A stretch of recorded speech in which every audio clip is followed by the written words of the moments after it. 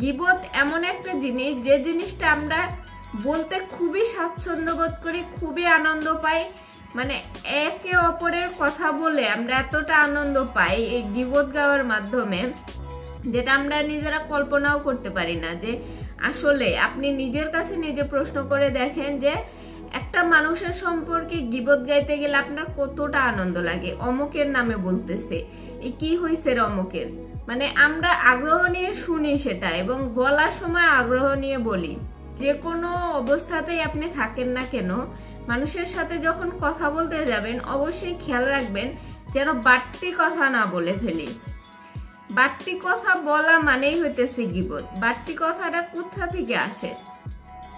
আপনাকে কিন্তু কেউ জোর করে বলায় না। এই গীবত জিনিসটা কিন্তু কেউ কারো থেকে জোর করে শুনে না, যে বলতো অমুকে কি করছে, এরকম কিন্তু বলে না।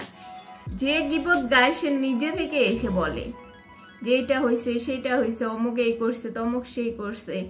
এই জিনিসগুলো আমরা আগ্রহ ভরে শুনি বলেই তারা বলে।